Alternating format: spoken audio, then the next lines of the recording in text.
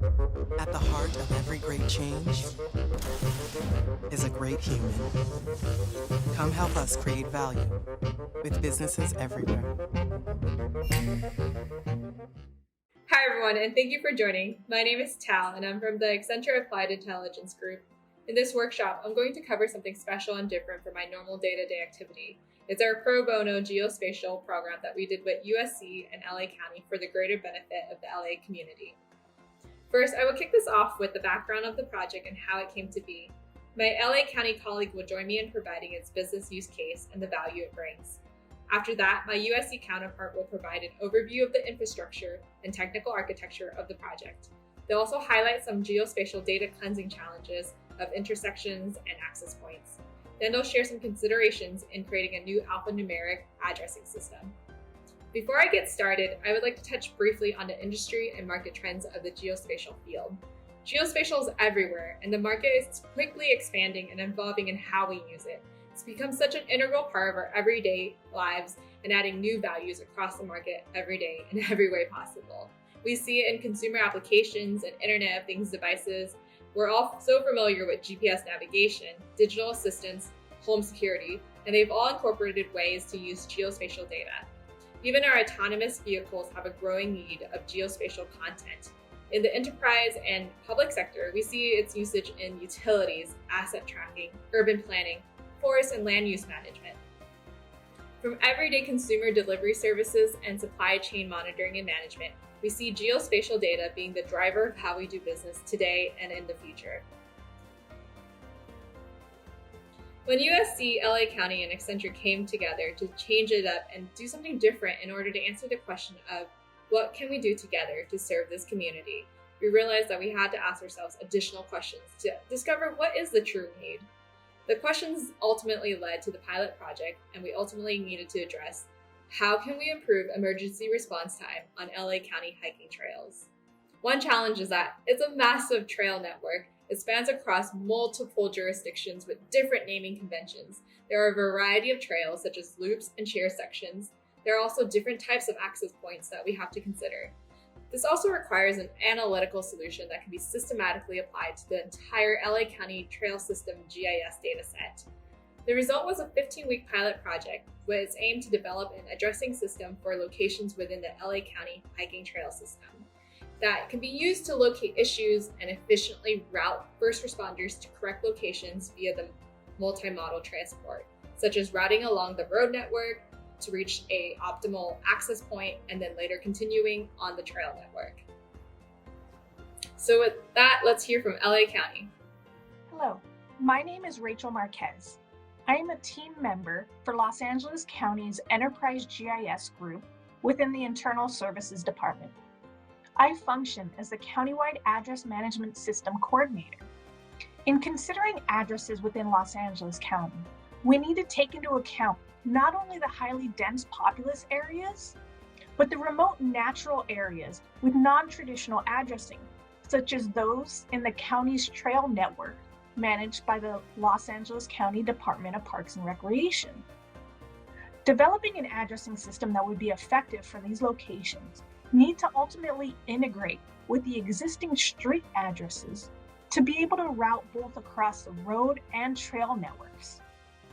This will ensure effective access, not only for emergency responders, but for social services staff to a homeless encampment or other critical service needs. The students at USC have taken this project with the support of Accenture and delivered a fully integratable product that not only the Department of Parks and Recreation can use their existing trail signage, but support the county's complete emergency and rapid response networks. Thank you, Rachel. And with that, let's transition to USC.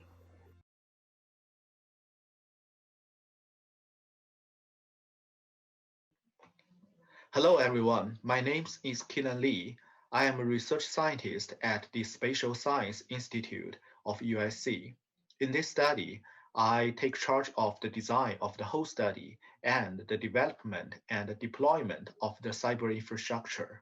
Later, I'm gonna introduce you the architecture of the CyberInfrastructure that we build in detail. In the following few slides, I would like to introduce you the architecture of the cyber infrastructure that we built in this pilot study. To get it started, here are some backgrounds. A national survey in 2003 reported that 97.6% of Americans over the age of 16 participate in some type of outdoor recreation activity each year. Among those outdoor activities, hiking and backpacking are the most popular and fastest growing ones. And we all know they both highly related with trails. However, high injury rates come with them. In one study, it has been reported that there were 6.1 injuries per 1,000 participant days for mountaineering. Another study also reported injuries at a rate of 0.56 injuries per 1,000 hours and fatality rates at 0.13 per 1,000 hours. The Department of Parks and Recreation in LA County offers a wide range of trails-related recreational opportunities, such as horseback riding or mountain hiking on over 60 trails. With those large number of opportunities, the risk of injury and illness requires high demand of emergency medical service interventions. To provide prompt emergency service to reported issues on trails is not always an easy task. For LA County trail systems, there are challenges in identifying the best route to emergency locations, mainly because the numbering systems of different trails are independent, and there is no unique signage. The trails in LA County currently rely on mile markers to indicate the distances from access points. Thus, to gather full information about the reported location, the rescue team needs the full name of the trail, the mileage on the nearest mile marker, and the location of the access point to calculate the mileage.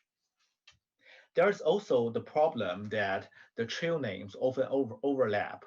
Many trail names are extremely long and share many common words. The third problem is that the trail access points do not always delineate the best route for reaching the victim. In many cases, the reported location is more accessible using a nearby road segment or another trail that intersects the one on which the victim is located. A fourth problem is that some of the intersections between the trail systems and the road networks are not well defined. For example, the navigation system that rely on the road networks will not help the emergency response team in the cases where the road crosses over or under the trail itself. Overall, this problem taken as a whole result in high risk of transcription errors on reporting the location between the caller and the responder, and thus lower the efficiency in locating and rescuing the reported injury victim. To overcome the challenges mentioned above, we designed this cyber infrastructure to more quickly respond to reported issues on trails, and therefore to reduce the risks of transcription errors. The framework of this pilot study was more complicated than simply mapping the locations of the mile markers. It involved designing a numbering system that would work for all the trails in LA County as a whole system, modifying the information printed on the existing mile markers and streamlining the geocomputation process to output optimal routes and traveling methods to the reported locations on the trails. The geocomputation process works in real time and uses traffic information from Google Maps surveys at the time of the reported case to identify the best travel options. The final output involves one of the three options. The first is finding the nearest road segments from the road systems and directing the rescue team to use vehicles to gain direct access. The second is finding and traveling to the best access points and suggesting that the rescue team continue on foot to the reported location. The third is suggesting that the rescue team use a helicopter due to the lack of options to use the local roads or trails. Here is a zooming out of the geocomputation part. It started with a new linear referencing system for mile markers, which Alicia will describe in detail later. A topological network was built upon the linear referencing system in ArcGIS. In the next step, we utilize Google Roads API to enrich the cyber infrastructure by calculating the accessibility of the reported cases through road systems on the fly. If the reported cases is accessible through road systems directly, the cyber infrastructure will invoke the Google Navigation Service directly to generate the best route through road network. If it is not accessible by roads directly, the cyber infrastructure will check the nearest access point. Demand and facility allocation analysis from ArcGIS were used to optimize the best access point coverage. The access point starts with the trailheads and were enlarged by further investigation by Adam. By definition, a cyber infrastructure is a combination of data resources, network protocols, computing platforms, and computational service that brings people, information, and computational tools together to perform science or other data-rich applications in this information-driven world. We constructed a fully functional cyber infrastructure that supported three tasks. The first enables the user, for example, the 911 dispatchers, to use and explore the routing systems over the web without encountering the costs and the complexities of the underlying hardware, software, and required capabilities. The second combined multiple map, data, and analytics services for users and output an integrated, intelligent, and interactive map service to output the optimized rescue strategy. The third provided a common environment in which the further development and maintenance team, for example, the Department of Recreation and Parks of LA County, can evaluate a wide range of datasets, maps, scripts, web-based geoprocessing services, hand-on decision support tools, and GIS analysis models in the future iterations of the cyber infrastructure. The cyber infrastructure relies on the information printed on the mile marker nearest to the reported incident from the caller and outputs the most appropriate access routes and travel methods. The vortex of the cyber infrastructure is the Python-based web framework driven by a micro-framework called Flasks on the Jinja template engine and the WSGI toolkit. We choose Flask rather than other popular PHP web frameworks for the ease of integrating the geocomputation functions we worked with in Python. We also integrated Google Maps API services into the cyber infrastructure to view the streets and the reported location. If possible, to find the nearest road segments and calculate the walking time to the reported location from the nearest road segments. The database layer of the cyber infrastructure contains spatial data cast as structured data frames, unstructured KMZ and GeoJSON files, and serialized Pico files. Most of the spatial datasets were prepared using ArcGIS. The cyber infrastructure also generates an output layer to convert and store on-the-fly results in ArcGIS. The outputs include using embedded services, web browsers, or other smart devices, or information that is directly importable into ArcGIS database for further analysis and visualization. Here is the demo of the cyber infrastructure that we built for this study. In the user interface, we have a map window and two input boxes. In the map, we have some basic map operation functions. For example, zoom in or zoom out, toggle between full screen mode or not full screen mode. We can also toggle the base map. For example, the satellite images between on and off. In the map, we have two contents. The first is the whole Emerald Necklace Trail, represented by the red lines. And the other is all of the access points calculated in our geodatabase. Those access points were represented by those numbers in an aggregated form. But if we zoom into the map, we can see the individual locations of those access points. In the input boxes beneath, we can type in the trail name. For example, I'll type Scambrum Grand Spur Trail as the name, and we can type in the mileage that on the trail. After we click Submit, the map will be redirected to the location, to the actual location of the reported issue. And we have a small icon here. If we click on that, that represented the reported location of the injury or illness. If we click on that, we can see that some conclusions from the CyberInfrastructure. For example, in this case, this spot is not accessible by vehicle, and the nearest access point is Scambrum Skyline Trailhead at East Garvey Avenue South. The nearest road address of this spot is also printed here, and the road address of the nearest access point is printed here, so that the navigation system can use those addresses to direct the rescue team to the correct positions. We can also see that we have all of the access points displayed as the green icons, but for the best access points, it will change the color to red.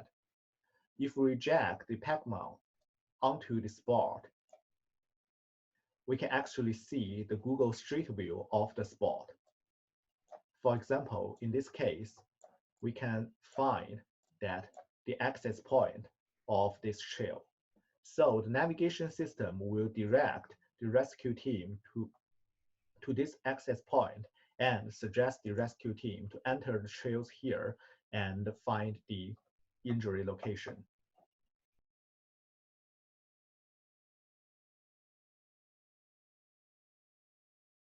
Hello, everyone. My name is Adam Owens. I am a senior at USC studying geodesign and cinematic arts, and I'm really excited to be able to share my part of the project with you today. Hello, everyone. Again, my name is Adam Owens, and my focus for this project was finding and routing new access points for the LA County Trail System. So just to kind of get things started, we used two primary data sets, the first being the CAMS data, which stands for the Countywide Address Management System. There are two parts of this database, points and lines, and they encapsulate the entirety of LA County and are used for navigation and analysis. Additionally, we had access to the LA County Trails data, provided again by LA County, and this contains polylines of all the public trails in LA County. And eventually, we also got data from the LA County Trails app, but I'll explain that again a little later. Here is a quick representation of the data that we had access to. The green lines that you see in this map marking the trails, while the gray kind of areas represent the streets. And as you can see here, we don't see any of the address points. The points there are intersection points, which I'll get to in a moment. But basically, we didn't use any of the address points in this analysis just because we didn't have much need for them. So the first step in our analysis was just to attack the problem head on, and we were kind of asking ourselves the question, how can we reach the trails from the streets? But the most obvious conclusion there is to look for places where the two overlap. Therefore, we just use the intersect tool to examine the places where the streets and the trails overlap in the program. And you can see that on the right with the small black dots, those are all of the unfiltered places that we noted where streets and trails intersect. However, we realized that some of these points are not accessible by foot, as you can see in this screenshot and in ArcGIS Pro in a second. Some of the intersection points actually fall on highways or railroads or ramps, and these are places where first responders would theoretically not be able to get out of their vehicles and actually get onto a trail. So we filtered all of the points noted as freeway, highway, primary roads, which often have bridges, ramps, or railroads, and then we filtered all of those out, providing us a set of data we called guaranteed accessible. And as you can see here on the right, we have the original map of all of the unfiltered access points, and here is just a zoomed in version of just the guaranteed accessible points. And as you can see, there are far fewer. In fact, there are 642 unfiltered access points, and here we actually managed to pare it down to only 283. So we then realized that we needed to filter out all the places that had already been noted by LA County as accessible. When we were looking through Google Maps, we noticed that some points already had notation, and since we just wanted to focus on the new points, we decided to filter those out using the LA County Trails app. So what we did was we took all of the points there that were noted as access points or trailheads and compared that to the access points that we had identified and filtered out all of the known points using a distance of 100 feet just to account for any projection errors or minor issues there. And this gave us a list or a layer of all of the guaranteed accessible points. So now our layer only consists of these points that are new, and we have road access. And as you can see here, we had a small representation issue, so there are actually far more of them than noted on this map, but that's not really the point. The point is that there are, as you can see, many, many points along each of these lines, noting trailheads, noting access points, all of these things. And on the right here, we actually managed to filter out 31 more points. As you can see, these yellow dots, it doesn't necessarily appear to have fewer, but there are 31 fewer intersections here.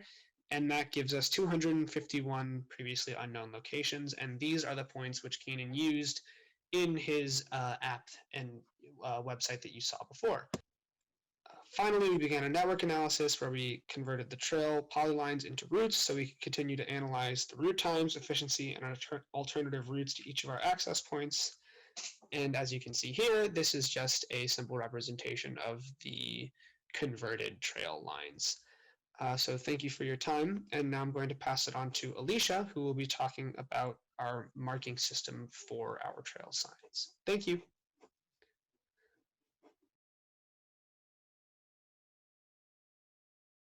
Hello everyone, my name is Alicia Wijaya and I'm a student researcher here at the University of Southern California majoring in geodesign. Today I'll be going over how I composed the alphanumeric mile marker system for this research project. Currently, trails are marked one of three ways. First, we have the imposed number USNG, which is based off of the United States National Grid System. So while the pro is that it is linked to this sort of universal system, the con is that it works non-sequentially. The second being the sequential numbering system. So while the pro is that it's great at telling distances, the con is that it can get confusing at intersections, especially when you have a system with multiple trails. The next thing we have is the axis numbering system. The pro is that while it's great at telling axis points, it also works non-sequentially, proving difficult for trailgoers and emergency responders to navigate trail systems. Which brings us to using the alphanumeric mile marker system. So what you can see on the screen here is sort of a visual workflow diagram of the process that went into creating it. So first we have the original fields and we're calculating new ones. Then we create a whole bunch of new layers with a whole bunch of different tools until we get to the final output result of alphanumeric mile markers. Now moving on to the alphanumeric mile markers. So in order to understand the system, we have to understand its purpose. And so the idea for the labeling system is to optimize the way in which trailgoers are able to navigate trail systems, specifically in times of emergency. The codes are easy to understand and sequential, helping both hikers and emergency responders navigate incident locations. The codes are especially useful when used as inputs for the routing system. As for what the alphanumeric label is composed of, you have the alpha segment and the numeric segment. The alpha being the trail acronym, and the numeric being the sequential ordering of the trail number. On the right-hand side is a concept illustration, but I think it would be more beneficial to look at it in action. On the left-hand side, we have a system of 4 trails. The BT in orange comes first, so each mile marker is labeled with a BT and follows the sequential ordering starting at 100. The next trail is the TLT trail in red. So each mile marker is labeled with TLT and follows the sequential ordering starting at 200, and so on for the 300 and 400. On the right-hand side is just an example of a single trail system starting at 100 with only one acronym. Jumping right into the methodology, the first thing we had to understand is what type of data we were working with. In this case, of this particular project, we were given a trail signage layer, and so the first thing we had to do was isolate all the mile markers. And so in doing so, we wanted to make sure that we're opening up the attribute table to make the proper fields we need. And so we're adding the acronym field, which in this case is the alpha field, and we're adding a numeric field. And so one thing to note here is that they are both in text data format, which is important later on when we go into creating and calculating the alphanumeric field. And so the acronym field we got with some Python code, and the numeric field comes a bit later. As for the feature field, not to get too much into the specifics of this project, but the LA County Parks and Recreation data that was sent over to us with the mile marker data was already organized somewhat internally sequentially using the feature ID field. So this became the basis of our sequential numbering system, which brings us on to the next step, which is to isolate trail systems. So in this case, we have the mile marker data open and the trail line data open. And so with those two, we were able to isolate trail systems. And although this is a somewhat of a manual step, as you can tell by the right side, it's pretty easy to distinguish trail systems from one another. For instance, we have a trail system here, we have a trail system here, and we have a trail system here, one up there, one down there. And so we're basically going to select these groupings and create individual feature layers for each of those groupings. The next step would to be isolate trails within that trail system. And so because the feature ID field, in this case, the feature field is the backbone of our sequential ordering system, just because it's what the county used to organize their mile markers internally, we want to keep that in mind. And so we want to sort ascending by the feature field. And when we go ahead and do that, we see that within the system of 4 trails in this D system, as according to the picture, we have the Hillside Trail, Manzanita Trail, Waterfall Trail, and the Los Pinocos Trail. And so with those 4 trails, we want to go ahead and create individual layers for each of those. And so we're going to export a D Trail 100, D Trail 200, D Trail 300, D Trail 400. And then going back to the numeric system and how it works is that we're indicating this as 100 because it's the first trail that pops up within the system, according to the feature ID sequential property. And then this is the D Trail 200 just because it's the second trail that appears in the D system. Third trail goes by 300, fourth trail goes by 400. Next thing we want to do is use the sort tool to organize all the individual trail layers we had just exported and created in the previous step. And so we're sorting again by the feature field to ensure that the object ID field is sequential and starting from 1. And so the object ID field becomes really important here because it becomes the basis for the calculation for the numeric field in a future step.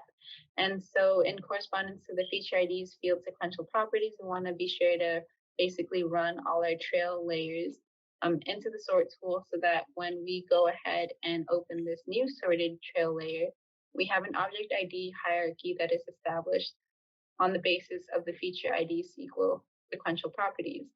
And so as you can see here, we have the first object ID, first mile marker being related to the very first mile marker on the trail. And then similarly, we have the last mile marker with the last object ID of 7 being the 7th mile marker on that trail. So going from 1 to 7, we have 1, 2, 3, 4, 5, 6, 7. So now with our object ID field being in place, we want to do a batch calculate field for the numeric field. So we're finally touching the numeric field and getting to calculate that. And so with all trails that we had labeled trail 100, we want to go ahead and calculate field to include the object ID plus 99. So as you can see on this right-hand side, an example of how we use the batch calculate field tool to essentially gather all the 200 trails, which indicate all the second trails of a trail system, and go ahead and calculate the numeric field. And we do that by using the object ID field, which we had just ordered in sequential order using the sort field or sort tool.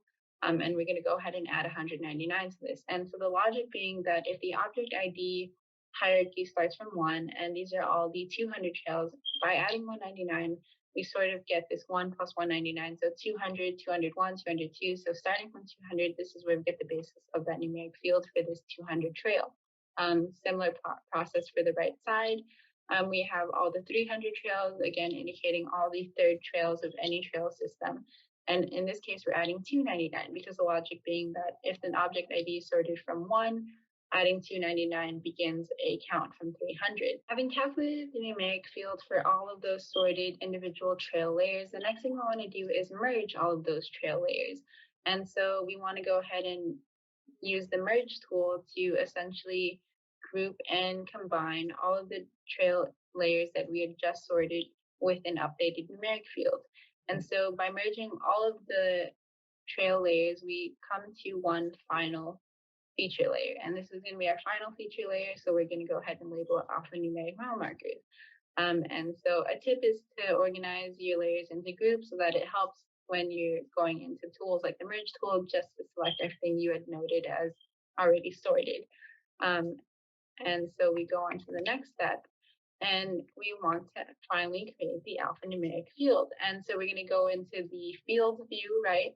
And we're going to add a new field. And so as you can see here, we have the acronym field we had created in text data type. We have the numeric field we had created in text data type. So the important thing here is that the alphanumeric field be also in text data type. And this is especially important when we're going into the calculate field tool. And so to calculate the alphanumeric field, we go ahead and add the acronym numeric. Opening up ArcGIS Pro, we can see the final alphanumeric mile marker system in place. And so if we look at the attribute table here, we have the feature field we created, again coinciding with the feature ID field. And we have the alpha field, the numeric field, and the resulting alphanumeric field. And as we can see here, the alphanumeric is basically a composition of the alpha plus numeric. So this is why we have ACT 100, ACT 101, and so on for all the mile markers within the ACT trail. And if we look at the map up here, we're able to see that within this trail system that we had identified, we have, it seems to be 4 different types of trails. And we know this because we start with a sequential numbering. And so we start at the 100, indicating the HT trail. We have 200 indicating the WT trail. We have 300 indicating the MMT trail. And lastly, the 400 trail, which is the LPT trail. And so there you have it. Thank you to my USC and LA County colleagues for joining me in this project and this presentation. As you can see, this was a simple project with limited resources, but we were able to discover an area where new potential can be applied for the geospatial field. The best way to be part of this geospatial growth is to get started and try something different, no matter how large or small the scale. We're sure that you too can find a place where you can add value in this field and lead with the change. Thank you. With a bang, energy and change came to every part of our universe.